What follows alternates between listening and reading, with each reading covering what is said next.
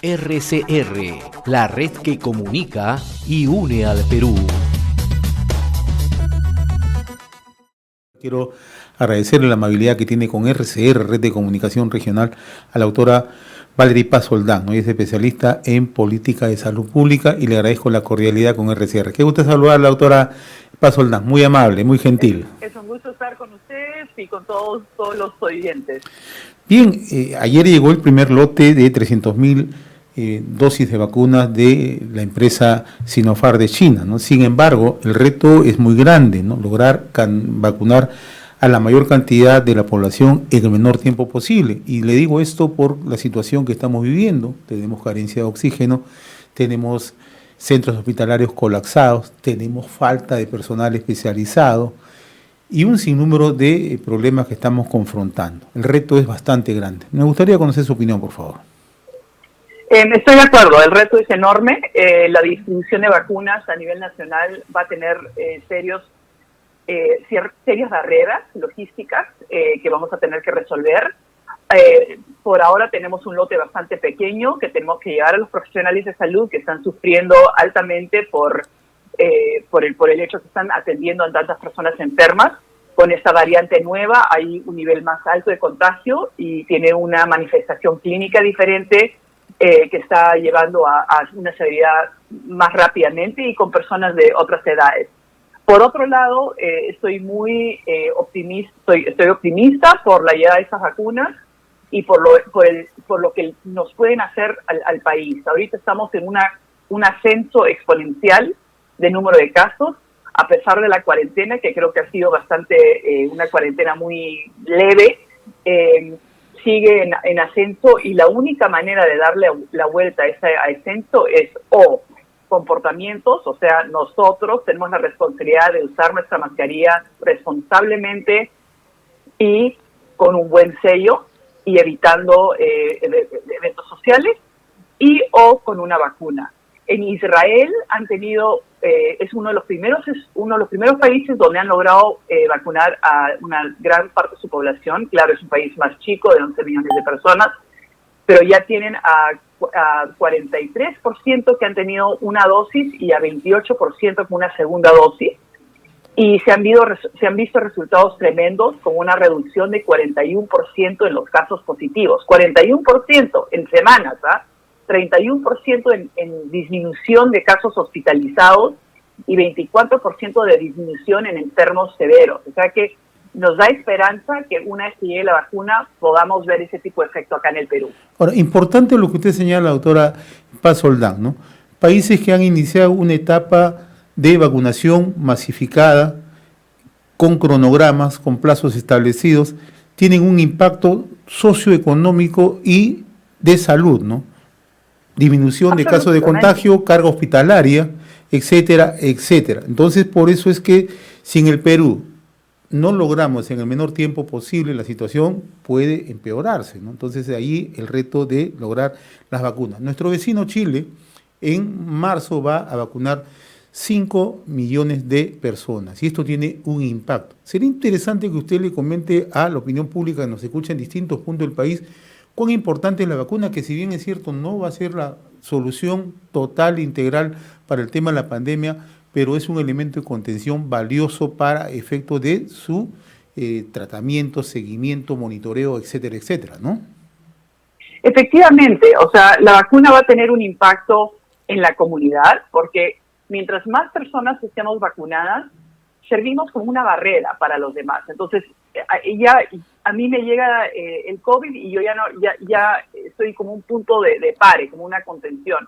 Pero lo importante a nivel individual es que ustedes ya tienen un poco más de seguridad de que se está viendo, aunque les dé COVID, no les va a dar un COVID severo. Miren lo que está pasando en Estados Unidos, donde ya 30 millones de personas han sido vacunadas. Tienen a 30 millones de personas vacunadas y no han tenido ningún muerto asociado a la vacuna, ¿ya? Entonces, 30 millones y ningún muerte asociada a la vacuna. Tienen a 26 millones que han sido casos positivos, o sea, casi 30 millones, y han tenido 460,000 muertos. Entonces, a nivel individual, ser vacunado va a tener un gran impacto en nosotros. Entonces, es la importancia de no temer esta vacuna. Ha sido probada en tantos lugares, ha sido estudiada con miles de personas, ha pasado todas sus fases de seguridad, y imploro a la población que sepan que los científicos no están acá para tratar de hacer un daño a la población, sino que realmente va a ser importante que, si queremos regresar a nuestra vida social y nuestra vida económica como la tuvimos antes, es la única manera que vamos a poder salir de esto. Sé que usted realiza un seguimiento de los casos de salud pública en diversos puntos del mundo, ¿no? Y eso en realidad nos da pie a preguntarle, ¿no? ¿Qué ocurre si nosotros seguimos retrasando la llegada de las vacunas en el país? ¿Qué efectos podemos tener con un sistema que casi ha colapsado? Es que ya hemos colapsado. O sea, el problema es que ya hemos colapsado. Ya se sabe que la gente está muriendo en su casa. Ya se sabe que no hay oxígeno en el país. Los medios te muestran que hay gente que está sentada 4 días esperando que le llenen medio balón de oxígeno. O sea, ya estamos en ese punto de colapso, y la vida no va a regresar a nada de lo que teníamos antes hasta que haya este proceso. Ahora, ¿qué pasa mientras que seguimos postergando? No solamente es un daño para nosotros, pero en un tiempo de pandemia, con un virus que muta y se está mutando, como lo que ha pasado en Manaus, ¿no? Entonces, sigue mutándose. Y en estas mutaciones, algunas de las mutaciones no son tan buenas y se mueren. Otras mutaciones son más efectivas, más contagiosas, más letales y siguen movilizándose. Entonces, lo que pasó en Manaus es que dijeron, ya nos contagiamos, ya tuvimos una ola, ya estamos inmunes. Y no fue así. No hubo esa inmunidad de rebaño, porque llegó una variante más contagiosa, más letal, y todos se están infectando con esta nueva variante. Y es lo que estamos pensando que está pasando en Iquitos, que ya está llegando a Iquitos, que la gente de nuevo se está infectando, a pesar de que hubo una prevalencia alta de contagio la primera vez. Entonces, mientras más demoremos esta vacuna a nivel global, no es solamente a nivel de Perú, pero a nivel global, lo que va a pasar es se va a seguir mutando, y puede ser que llegue una mutación que ya la vacuna no tenga mucha eficacia. Entonces, en realidad, al planeta, a todo el mundo le conviene que la mayor cantidad de personas en todo el mundo, y no solamente en sus países, logren vacunarse. Anoche, doctora Paz Soldán, el presidente Francisco Sagasti saludaba el concurso de distintas instituciones para lograr que el lote de 300.000 vacunas se haya hecho realidad aquí en el país. Saludaba incluso la iniciativa de la empresa privada, ¿no? Y ahora se abre justamente ese debate, ¿no? Si en algún momento, con el acompañamiento del gobierno, del Estado, la empresa privada también podría, ¿no?, sumarse justamente a la adquisición de vacunas para efecto de inmunizar con mayor rapidez a la población. Usted es un especialista en salud pública, y la salud pública es tarea de todos, ¿no? ¿Es coherente esta postura? Mira, hay los que debaten cada lado, hay los que dicen que no es equitativo, pero desde el punto de vista de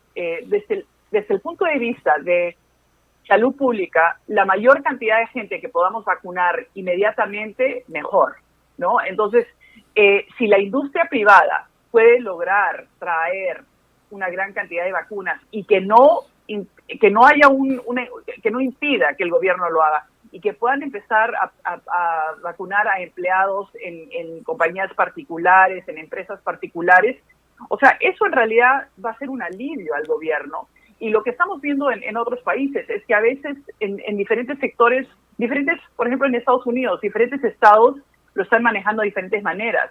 Lo más importante es vacunar a la mayor cantidad de gente posible. Entonces, si hay la mano de la industria particular, privada, con tal de que no haga daño a lo que está trayendo el MINSA, yo creo que al revés nos ayudaría a todos y podría aliviar un poco la carga del Ministerio de Salud. Estamos dialogando con la doctora Valerie Paz Soldán, especialista en política de salud pública. Aprovecho para preguntarle cuál es su análisis respecto a la cuarentena focalizada determinada hace unos días por el gobierno, ¿no? Incluso hay el fin de semana ya incorporado a zonas extremas, como el caso de Loreto, parte de una provincia en Puno, ¿no? ¿Es ha sido lo más adecuado o es que faltan adoptar otras medidas complementarias? La primera cuarentena fue larga, estricta y todo el país a la misma vez, cuando no todo el país estaba en las mismas. Lo que pasó después es que cuando cuando la gente se empezó a relajar, los picos llegaron en zonas andinas. Entonces, para mí, la gente en las zonas andinas ya estaban hartos de esta cuarentena y justo les llegó el pico cuando ya se soltaron las medidas. Lo focalizado tiene sentido porque nos ayuda a decir, ok, guardia, ¿no? Ahorita están en una situación difícil, contrólense y permitir un poco de relajo en otros momentos. Pero el problema es que siento que esta cuarentena focalizada está bien relajada. Si uno escucha los carros en la calle, no parece que hay nada. Y parte del problema es que han dicho que hay cuarentena, pero con la excepción de minería, del otro, del servicios de salud, de gobierno, todo está abierto. O sea que es casi como que lo único que no podemos usar son las playas y las cosas sociales, que bueno, es importante que hayan cerrado la parte social, pero yo creo que no ha sido suficiente. Y si con la primera cuarentena, que fue estricta, tuvimos un incremento que seguía subiendo, y con esta ya estamos en un ascenso mucho más marcado y no estamos haciendo una cuarentena estricta, no sé cuánto impacto le vamos a tener. Ahora, en salud pública, doctora Valerie Paz Soldán, es importante el tema de comunicaciones. Hay países que han tenido mucho éxito en lo que a comunicación con su población refiere, los mensajes, ¿no? Y sobre todo cómo esos mensajes son aprendidos por la propia población, ¿no? Sensibilizan a la población. En el Perú, ¿hemos hecho bien las cosas en materia de comunicación frente al COVID? Creo que hemos podido hacer mucho mejor. Recién estoy empezando a ver videos que está sacando del MINSA sobre vacunación, que bueno, por lo menos mejor tarde que nunca. Creo que el problema es los comportamientos humanos no son racionales. Entonces, aunque uno le diga a otra persona, tienes que hacer tu ejercicio todos los días, no lo haces. No tomes tu café con azúcar. No. Entonces, no somos racionales, sabemos que no es bueno fumar o dar ciertas cosas, igualito lo hacemos. Entonces, lo importante es ver cómo facilitar que hagamos la decisión correcta. A veces es con multas, o sea, poniendo multas. En este gobierno, en esta cuarentena, se ha decidido poner multas para la gente que rompe la cuarentena. En el Perú tenemos mucho esto de echa la ley, echa la trampa, cómo le saco la vuelta a la ley, ¿no?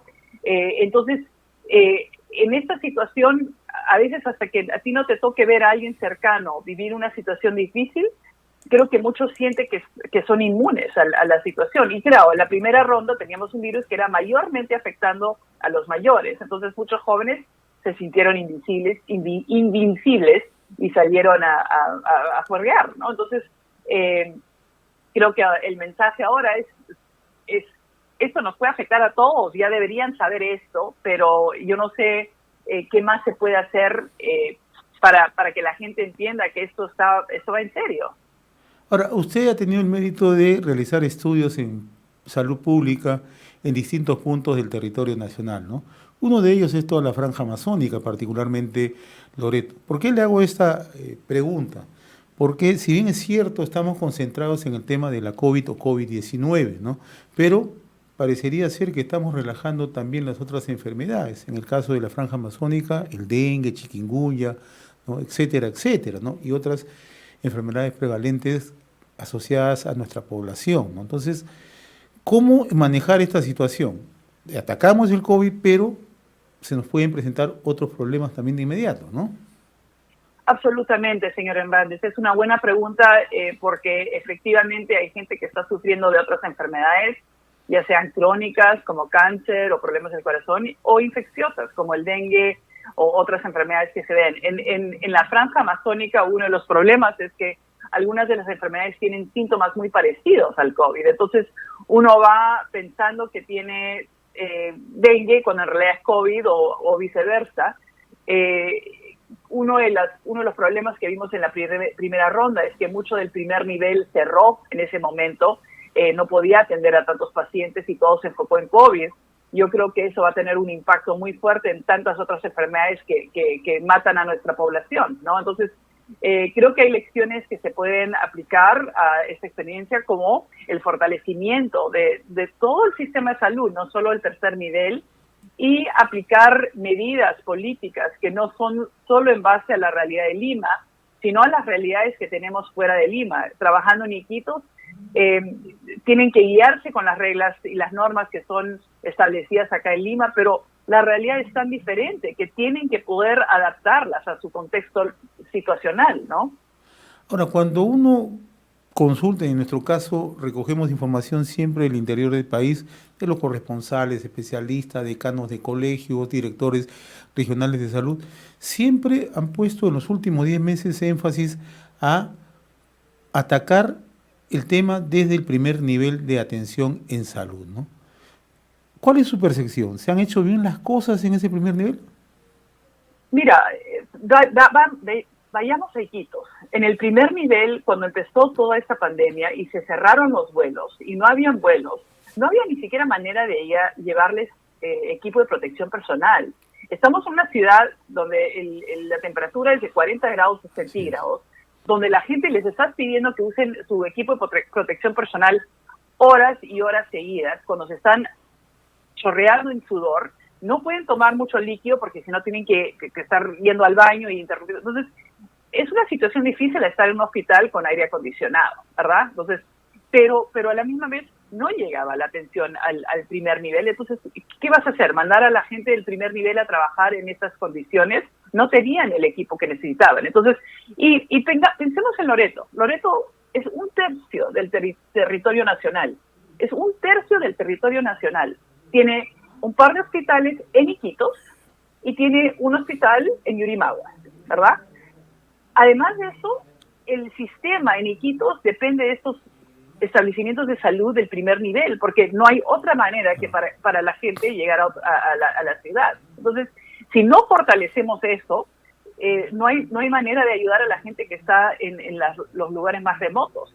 Y por eso, o sea, el sistema primario de salud tenemos que empezar a ver cómo fortalecer, cómo asegurarnos de que tengan equipos de satélite para por lo menos poder llamar o tener cobertura de celular para que los que están trabajando en esos lugares tengan manera de contactarse más fácilmente con sus colegas, avisar para evacuaciones, etcétera. Ahora, en esa reflexión que usted hace, puesta en evidencia lo que ocurre en la franja amazónica, pero también si nos trasladamos, extrapolamos esto a las zonas altoandinas, ¿no? La realidad es otra, ¿no? También, entonces, ¿por qué en estos últimos 10 meses no hemos podido siquiera perfilar soluciones inmediatas más inteligentes como lo que usted está diciendo, la telemedicina, el uso satelital, ¿no? Distribuir de una manera más organizada los equipos profesionales, etcétera, etcétera? Yo siento que cuando empezó la primera cuarentena había mucha confianza de que iba a ayudar y de que iba a solucionar el problema. Y yo personalmente siento que se gastó mucho tiempo esperando para ver los resultados y no estar usando ese tiempo para preparar, ¿no? Sabíamos que los mercados eran un punto de contacto importante, que la gente tenía que ir a comprar porque no todos tienen refrigerador. ¿Y qué pasó? Seguimos con el mismo problema. Díganme si es que han solucionado el tema de mercados aglomerados. Que yo vea o que yo sepa, no. Entonces, creo que hay muchos problemas que especialmente los que trabajamos afuera de Lima, bastante, podemos ver y sabemos que han sido, no solamente para el COVID, yo estoy trabajando con cáncer cuello uterino en la zona de Iquitos, o sea, las realidades y cómo tenemos que adaptar el tipo de tamizaje y seguimiento. También trabajo con dengue. O sea, lo que tenemos que hacer en lugares como Iquitos o como Loreto son diferentes a las de Lima, pero ¿quiénes ponen las pautas? Las pautas vienen de Lima. Muchas veces los expertos que vienen de los hospitales de Lima, son expertos de hospitales de Lima, el recurso y la disponibilidad de recurso humano, de recurso de materiales, es bien diferente. Entonces, cuando tienes a un patólogo en todo Loreto, ¿qué haces? ¿Cómo puedes pedir que todos hagan biopsias, etcétera? Tienes que pensar en qué es lo que podemos ofrecer, lo mínimo que podemos ofrecer a todos para garantizar la mejor salud a nivel comunitario. Doctora Valerie Paz Soldán, ha sido sumamente grato conversar con usted. Le agradezco la gentileza que ha tenido con RCR, Red de Comunicación Regional. Muy amable de su parte, ¿eh? Muchas gracias, un placer estar con ustedes. Muchas gracias. Conversamos con la doctora Valerie Paz Soldán, especialista en política de salud pública. RCR, la red que comunica y une al Perú.